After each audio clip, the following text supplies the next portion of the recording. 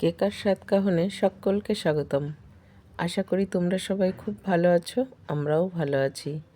ঘরে বানিয়েছিলাম চিংড়ি বাঁধাকপির ভর্তা।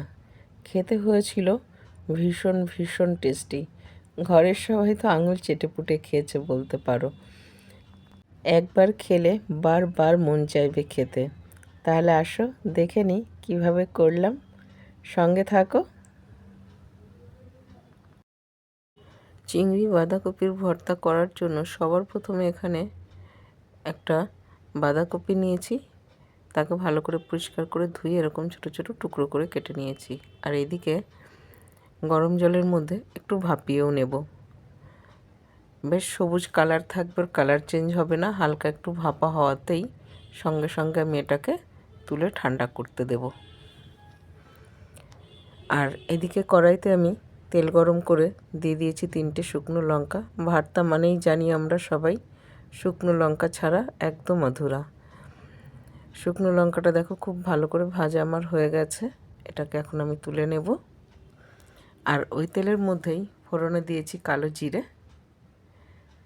আর ফোড়ন থেকে সুন্দর গন্ধ বেরোলে দিয়ে দিয়েছি এখানে বেশটা রসুন কুচি, মানে একটারও বেশি, প্রায় 1.5টা রসুন কুচি দেওয়া আছে এখানে। রসুনের কালার চেঞ্জ হতেই এর মধ্যে দিয়ে দেব পেঁয়াজ। পেঁয়াজটাকেও আমি ছোট ছোট করে কুচিয়ে নিয়েছি। পেঁয়াজ দিয়েও এখন খুব ভালো করে এটাকে ভেজে নিতে হবে। পেঁয়াজের সঙ্গে এটাকে ততক্ষণ পর্যন্ত ভাজবো যতক্ষণ না পেঁয়াজের কালারটা একদম চেঞ্জ হয়ে বেশ একটা হালকা কালার আসছে। দেখেছো জানলায় কে এসছে? আমরা এই পাখিকে কাঠঠুকরা বলি। তোমরা কী নামে চেনো এই পাখিকে অবশ্যই কমেন্টে জানিও। কিন্তু আমি আমার কিচেনের জানলায় প্রতিদিন কিছু না কিছু খেতে দিই, আর ভিন্ন ভিন্ন পাখি আসে জানো তো, খেতে খুব ভালো লাগে দেখতে। আর এদিকে দেখো পেঁয়াজটাও খুব সুন্দরভাবে ভাজা হয়ে গেছে। তখন এর মধ্যে দিয়ে দিয়েছি টমেটো। আর টমেটো যাতে খুব তাড়াতাড়ি সফট হয়ে যায় তার জন্য এখানে নুন ব্যবহার করেছি। আর এখানে আমি নিয়েছি চিংড়ি মাছ। এখানে 250 চিংড়ি মাছ আছে। এটাকে খুব ভালো করে ধুয়ে পরিষ্কার করে নিয়েছি। এখন এটা চপারে চপ করে নেব।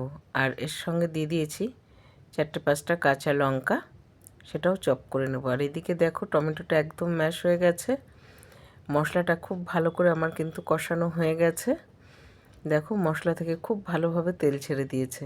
ঠিক এই সময় দিয়ে দেব চিংড়ি মাছ আর কাঁচা লঙ্কার কিমা, আর তার সঙ্গে ব্যবহার করেছি হলুদ গুঁড়ো আর জিরে গুঁড়ো। দিয়ে এখন খুব ভালো করে মশলার সঙ্গে চিংড়ির কিমাটাকে ভালো করে কষিয়ে নিতে হবে, খুব সুন্দর করে মিশিয়ে নিতে হবে। মশলার সঙ্গে যত সুন্দর করে এটাকে কষিয়ে নেবে এর স্বাদটাও কিন্তু ঠিক ততটাই সুন্দর আসে। দেখো খুব ভালো করে কিন্তু আমি মিশিয়ে নিয়েছি। আর এটা কষাতে থাকি। আর এইদিকে আমি বাঁধাকপিটাও ঠান্ডা হয়ে গেছে, বাঁধাকপিটাও চপারে একটু চালিয়ে নেব। আর এদিকে দেখো মশলাটাও কিন্তু খুব ভালো করে কষানো হয়ে গেছে। মশলা থেকে আর তেল ছাড়তে শুরু করে দিয়েছে। ঠিক এই সময়ে দিয়ে দেব বাঁধাকপির কিমাটাও। আর স্বাদ অনুযায়ী এখানে নুন দিলাম। আগে আমি নুন ব্যবহার করেছিলাম সামান্য।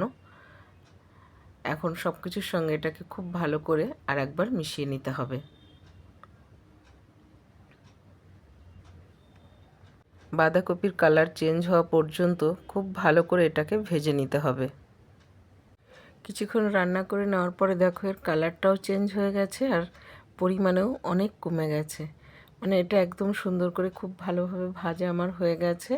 এখন এখানে আমি স্বাদকে ব্যালেন্স করার জন্য সামান্য চিনি ব্যবহার করেছি, আর ব্যবহার করেছি ফ্রেশ ধনেপাতা, আর যে 3টে লঙ্কা আমি ভেজেছিলাম সেটাকে গুঁড়ো করে এর মধ্যে দিয়ে দিয়েছি। এখন সব কিছু খুব ভালো করে একবার মিশিয়ে নিতে হবে। আর মিনিট 2 রান্না করলেই কিন্তু ভর্তা একদম ডান সার্ভ করার জন্য। তোমরা কিন্তু অবশ্যই ট্রাই করো, গরম ভাতের সঙ্গে সত্যি বলছি অসাধারণ লাগে খেতে। আর এখন এখানে আমি একটু প্লেটিং করে নিচ্ছি। সব কিছু রান্নার পরে প্লেটিং করতে কিন্তু বেশ ভালোই লাগে। আর এটা খেতেও খুব সুন্দর হয়েছিল, আর দেখতে তো খুব সুন্দর হয়েছেই। তোমরা কিন্তু অবশ্যই ট্রাই করো। অসাধারণ লাগে। একদম রান্না করলে নিরাশ হবে না। ঘরের সবাই আঙুল চেটে পুটে খাবে এই ভর্তা, এতটাই টেস্টি হয় এটা। আর আমি এটা ঘরে সার্ভ করেছিলাম গরম গরম ভাতের সঙ্গে। ঘরের সবাই ভীষণ তৃপ্তি করে খেয়েছে। রেসিপি তোমাদের কেমন লাগলো কমেন্টে জানাতে কিন্তু একদম ভুলো না।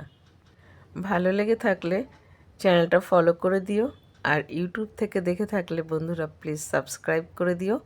তাহলে আজ এখানেই শেষ করছি। সবাই ভালো থাকবে, সুস্থ থাকবে। দেখা হবে পরের ব্লগে।